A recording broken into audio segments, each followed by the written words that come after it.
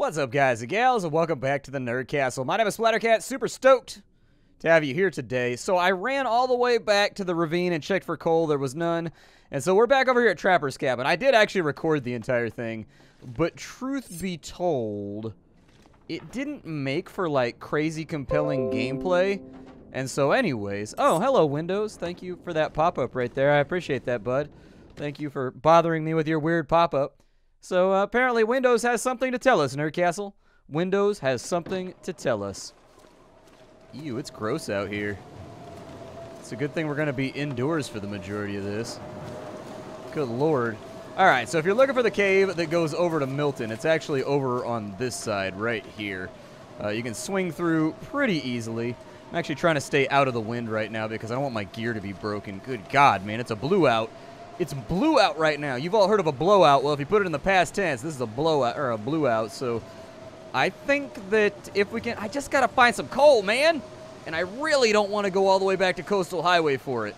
That'll take enough time to where it's completely and totally a waste. Like, that'll be a really, really bad run. Let's go in here. We'll see how the cave treats us. Hopefully everything is wonderful and gorgeous inside of here. We'll want to keep an eye on our feet so that maybe we can find a piece of coal here or a piece of coal there. I know where we can get a couple coal nuggets out here, but we're going to need a lot more than that. Like, we're going to need at least 6 or 7 of them. So if I left all my coal on Coastal Highway, shame on me, man. Oof, that's going to suck. I'm really not looking forward to it if I have to walk all the way back over there. If my breath wasn't so foggy, this would be easier too. Coal, are you like around here? Okay, really, they look kind of like that right there, except darker. Damn. I'm thinking we may be a little tiny bit hosed right now. There's one. Yeah, that's what I'm talking about. Let me get it. Let me get it. What? Let me get it. Let me get it. What? Since we're in here, I might as well break that off, too. Get a little bit of our warmth back while we wait for the storm to pass. It's pretty nasty outside, so any sort of, like, rudimentary way we can pass time while we're in here so that we can walk out of the cave into the glorious sunlight would be preferred.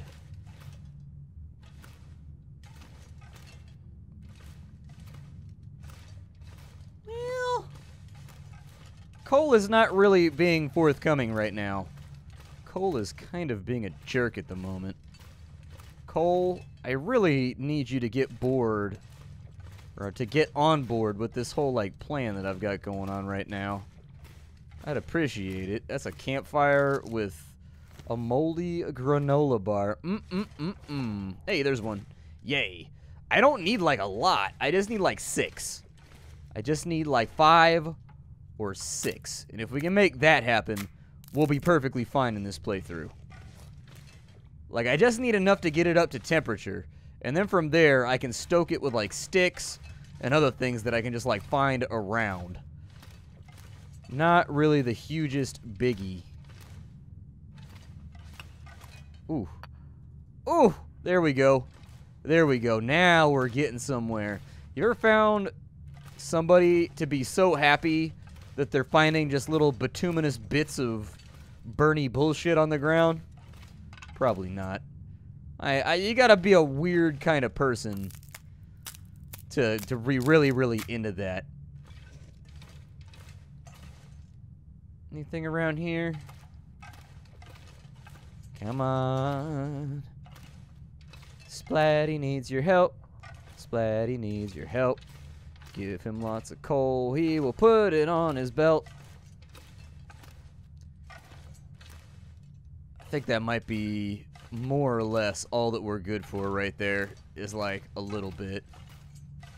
Oh, I thought I saw one right there kind of glitched out in the wall. This is the entrance to Milton right here. I don't know if we need to go like full on into Milton. I don't know if that's the plan right now. Full on into Milton's like, eh.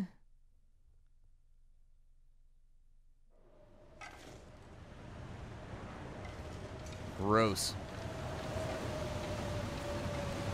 This weather is special, so very special. It is cold. Let's see. It is winter. I don't know if I want to do like the full Milton run right now. I mean, we're already like out here. I'm actually kind of at war with myself internally about whether or not I want to do like a full loot run of Milton. We could get it done in like one day. I mean, the weather is bantha poodoo, but when is it not? You know what I mean? Like, it's kind of just part of playing the long dark. Like, sometimes the weather is absolute, complete, and total, utter poo. I will grab this stuff, though, before we go back. Maybe I'll wait out the storm. Yeah, that's what I'll do. Oof. This looks so cold over here. Can you imagine the runoff from that thing hitting you while you're walking through a storm that is minus 25 degrees? That would suck. Like all that mist just like getting all over you, and you're just like, oh God, mist, why? Please leave me alone. You were a boring ass video game and I can't help you with that. Maybe you should have been more entertaining and or engaging. Never a big fan of Mist. Or like Riven or like any of, was that Riven was the other one? I forget the name of them. There was Mist. Like, what's weird is I really liked Quest for Glory and King's Quest. Like, I thought both of those were cool. It was mostly just like Mist didn't do it for me. It just didn't. Like, I think I got stuck in Mist. Like, I got to a certain point where you had to like rotate a thing with like constellations to open up different bridges. And I was just like, man, forget this junk. Forget this. This is lame. I haven't shot anything in hours. I'm going back to playing Wolfenstein. And it was challenging like that back in the day. And like you couldn't just like get on the internet and like get a different game like you can now for like free or whatever. Ooh, we missed one. Zutulu, I have missed one. There we go. I've got another one. Looks good. Well, I combed the cave a little bit more, and I found like 1 or 2 more pieces. At the end of the day, we've got 8 coal, which is 8 hours of fire. And it'll take 4 or 5 of those to really get the forge up to the temperature that we need it to be. But we can pick up, I think there's 3 in the train car, and then there's like 3 or 4 more when we get to the forge. So that'll put us up to 13 or 14 hours. We're going to have to be really diligent about picking up sticks and making sure that we've got other stuff to supplement the flame before we get ourselves into too much trouble out there. But I think this will be good enough. I'm going to kind of like stare at the ground on my way out of here just to make sure that I'm not missing out on anything. Because it is really, really easy to step over coal in this game. If in a cave like this, it looks like slightly darker versions of the rocks that are already sprinkled all over the place. And so, like, I like to be careful about it and just make sure that if I'm looking for something specific, I pan through an extra time just to make sure. And it's pretty chilly right now. I don't know if today's going to be the muskeg day. I should probably, like, slow my roll on running and sprinting if we're trying to keep our energy up. There's no rule saying that I can't forge all night or anything like that as long as my energy levels hold out. And in fact, I would like to avoid sleeping as much as possible and just forge all the way through so that we can get the knife done. I think it's like 6 hours for the knife. It's like 6 hours, 4 or 5 hours for the axe. Then on top of that, for each arrowhead, I think it's like an hour for each 3 arrowheads. So the amount of arrowheads we get done are the amount of arrowheads that we're going to have. So let's get it cracking here. I'm going to have to wait for this stupid storm to be done. Ooh, that's a very moldy granola bar. That's a next level moldy boy. Never mind, I ain't touching that thing. Who would win? 1,000 microbes in my stomach or 1 moldy boy? Let's sleep for a couple hours, see if we can get some energy back. Once the energy returns, hopefully the storm will be gone.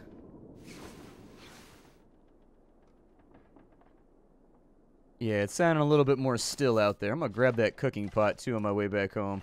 Never hurts to have a few more cooking pots. I might make a mega fire near our base at some point so that we can boil off like 9 trillion liters of water all at once. It'll be the most thrilling episode ever. Watching water boil. Ow. That was not that far of a fall, but apparently it really, really hurt.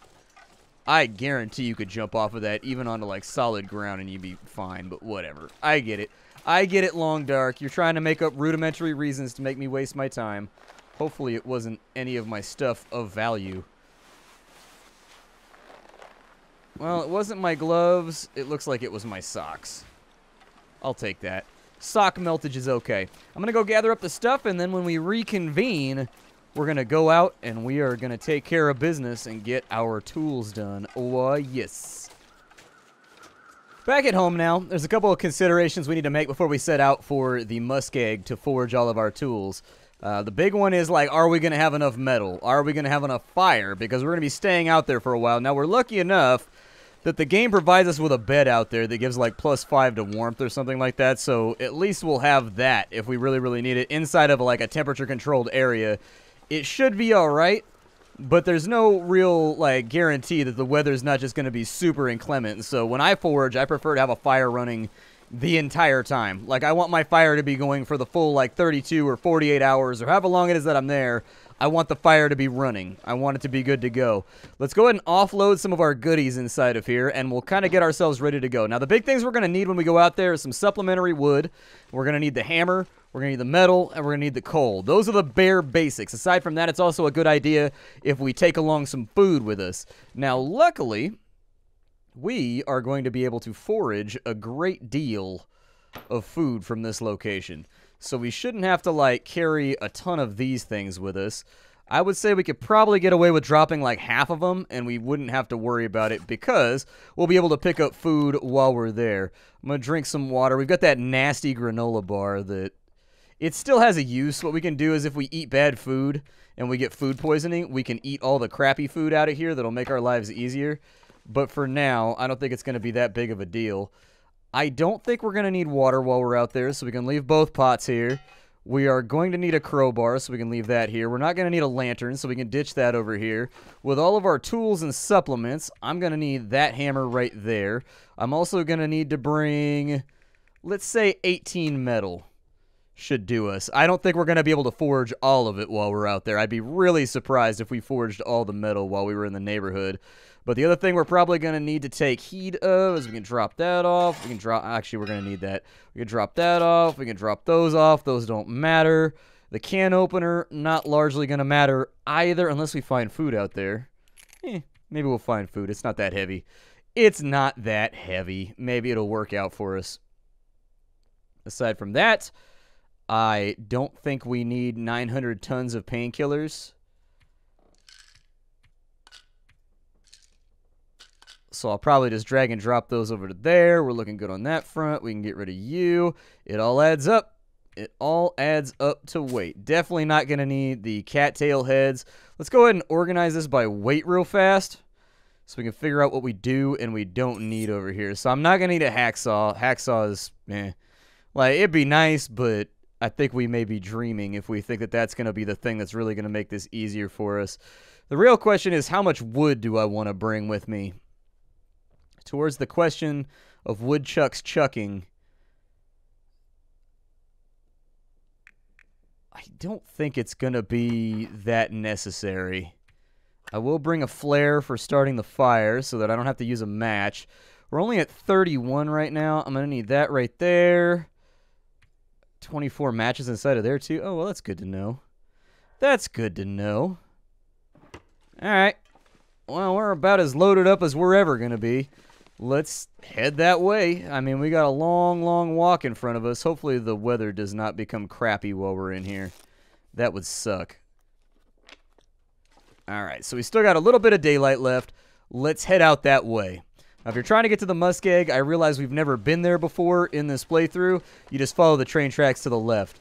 That's it. And then you follow the train tracks all the way across the map. And when you get to the knocked over train, you take a left and you just start walking the edge of the map and you'll find the forge no problem. I get there a little bit more of a complicated way, but also a little bit more of a safe way. And so we won't be going the way that I just described to you because that's more dangerous. It's easier to navigate, but it's a lot more dangerous. But the way that I'm going is a lot less dangerous, but kind of harder to eyeball. So, you know, it'll work on out. I think navigation is one of the big things that a lot of new players, like, super struggle with in this game. Where, like, they just kind of... You gotta know the maps. You gotta get a feel for all the maps. You gotta have a rough idea of, like, where you're going, what you're doing, where you're heading. And if you don't have that, like, I would strongly recommend playing this game on Voyager or Stalker for at least your first 15, 20 hours so that you can learn the map. Like, you're not going to be, like, challenged if you're into really, really hard games on Voyager. So I would do, like, Stalker maybe. But even in Stalker, you can get eaten by wolves a lot if you don't find a gun early. And so, no gun in this mode. We're not going to have that benefit. But a gun would be nice. I mean, you can mod it in if you want to. You can go with the Interloper preset in the custom mode in this game. And once you've got the Interloper preset, you can just add the gun to it if you really, really want to. The gun and the ammo becomes kind of like a rare ammo spawn around. You probably won't find many bullets for said gun, but the gun will be in if you really, really wanted it to be. They've never allowed you to really, like, forge your own bullets or anything else like that either. It would be cool if you could find shell casings and things like that around, and then you could repack them. Or if after you fire your shot, you could actually collect the casing in your backpack, and then you could find lead, and you could find, like, saltpeter and all that kind of stuff, but that's getting a little complicated. I get the feeling that's probably not the direction that they want to go with the game, regardless of how cool it might sound. Alright, well, welcome to the Muskeg, everybody. This is one of those zones that's kind of, like, deceiving, because it looks like a zone that doesn't have a lot in it, but it actually does. Whether or not it's going to be useful to you on Interloper kind of depends on your luck. Like, sometimes I get really good stuff out here, and then other times I find jack diddly squat out here, and I just wasted a whole bunch of time walking around and getting tired and all that kind of stuff. It really comes down to how lucky you are. There are some prime loot spots out here. Oh, good. The wind's going to kick up on us. Yeah, that'll make this more interesting. Nothing like a little bit of hypothermia to add some intensity to the day. I welcome the challenge. Canadia, you will not murder me! Alright, let's head on down the road. This train car right here that you see in the middle of the train track, that guy right there is where you can pick up some extra coal. You can also make like a fire if you really, really need to. It's your call. I'm probably going to, now that the weather's gone bad on us, I'll probably try to speed this up a little bit and hustle this on out. We need to get all the way to that mountain, not the mountain peak, but the base of that mountain over there if we're going to try and go. There's also a challenge on this map that you may not be used to yet called Thin Ice. I was on thin ice a lot growing up. I continue to be on thin ice quite frequently with a great many people. But thin ice will kill you. Watch out for thin ice. Thin ice, if you fall through it, instantly soaks all your clothing and puts you down to minimum temperature. If it happens at a bad time, it can absolutely be a game ender on Interloper. On other difficulties, not so much. It's an inconvenience. Like on Stalker, it's annoying and it's definitely going to hurt. On Interloper, it can kill you, and on Voyager, I honestly haven't played Voyager in so long that I couldn't tell you. I pretty much exclusively play Interloper as of right now. Well, I mean, the temperature's not that bad. We're going to lose some status, but I think we should be okay. Like, it's going to suck losing the status, but, like, such is life when you're playing on Interloper. Hypothermia is going to hurt a little bit, too, but we're going to be warm for, like, the next 24 hours without fail, and so it should be okay. We got another flare over here. This is a guaranteed spawn. There's almost always a flare right there, so I guess that's not what guaranteed means, but a windbreaker? I don't need that. But there's always coal inside of there on Interloper, and there's usually a flare inside of there. There's not always a flare, but there's usually a flare. So, if you're looking for a flare, like, this is one of the spawn zones for Interloper, so if you spawn inside of here, you may need to make a fire in order to get yourself all the way to Mystery Lake without freezing to death, depending on how bad the weather is. You can use that flare to start a fire so that you're not worried about matches. Although I do pity the fool who ends up spawning on this map. It's honestly one of my least favorite maps to spawn on. I actually really, really dislike spawning in the Muskeg because the match spawns are so rare. Mystery Lake does not have a good track record of giving you matches. Your best bet is inside the dam. And so, like, if you end up without matches... So what I would do if I spawn here is I would go straight to the cabin, or I guess the ski lodge. At the ski lodge, I would recuperate for a day, but from there I wouldn't dick around going anywhere else. I would go straight to the dam until you find a box of matches. Chances are you will find one in there. If you don't find the box of matches inside the dam, you'll more than likely find it inside one of the fishing huts out on Mystery Lake. That's your best bet. Oh, we got a wolf. Oh, that sucks. This dude cut us off. He came from the direction that I absolutely like. That was the one. There's another one over there, too. Shit on me, man. We got problems. This is not good. This is really bad. That wolf came from the #1 direction that he could not come from. Like, this is where Muskeg gets you into trouble. So muskeg gets you into trouble because you can only walk on the snow. If you walk too far out on that water right there, it'll collapse on you, and that's a fatality situation. That's not good. And so, like, he came from the direction that I'm trying to go right now while I'm losing status from the cold and while I'm out of energy. However, we should be able to outpace him now. I couldn't go around that way because there's another wolf over there blocking the only spit of land. So what you've really got is you've got a collection of land bridges out here, and there can be wolves or bears on either of those. And if you get yourself into a spot where you get blocked off, it's very, very easy to be surrounded on all directions and then just get eaten. It's happened to me a couple times. It's not really frequent, but you need to have good situational awareness when you're on the muskeg, and you need to identify threats before they're on top of you like that wolf was. Unfortunately, he was around the backside of that rock right there, which is really what kind of put us up shit creek. But, you know, we're persevering. You see that little hut over there straight ahead where I'm aiming? We're going to the left of that, the bigger one that's just behind that fork in the tree right there. But don't cross that water right there. That's bad. We're going to kind of go around in sort of a C-shaped formation until we get over there. We'll get the fire made. I think we've got enough time to forge one tool tonight before we're too tired, and we're not going to be able to forge any further. And then once we get that done... Oh, there's a deer carcass right there? That might work out. I might come back and harvest that dude. I might come back and gather that dude's flesh for later. For right now, though, we're freezing to death, so that would be suicide. Don't do it. It's over here. I might be able to loot this backpack quickly. I don't know. What is that, dog food? Oh, it's, okay. I will take all of that-ish. All of that is useful for where we're going. This is the risky part. We could risk it and try to run across there before it collapses, but I'm sort of risk-averse when it comes to falling through ice. So I'm going to go around the long way, even though I know it's going to drain our stamina further and maybe cut us out of making one of the things that we want to make. Oh, didn't I need cloth for the tools? I didn't bring any cloth with me. I guess I can harvest my socks if I really need to. That's probably what I'll do. I'll probably harvest my socks if necessary. So if you see these little bridges over here, you're on the right path. It's that building right there that we're headed for. Not the one on the right, but the one on the left next to the little dilapidated orchard over there. I can't imagine that they have wonderful orchard seasons out here. Like, I don't know why you would even plant an orchard out here unless it was like an oak tree orchard for like the wood supply or whatever. Oh, I took a wrong turn. That's bad news, bears. There's usually a wolf over here. This may get me murdered. Yeah. This might be bad news, bears is for us.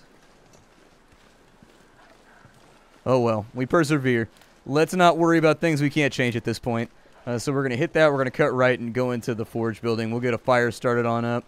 We'll get that moving so it's all ready to go. If you don't find, by some weird twist of fate, you don't find a maple sapling on Mystery Lake, which I can't fathom how you wouldn't find a sapling out there.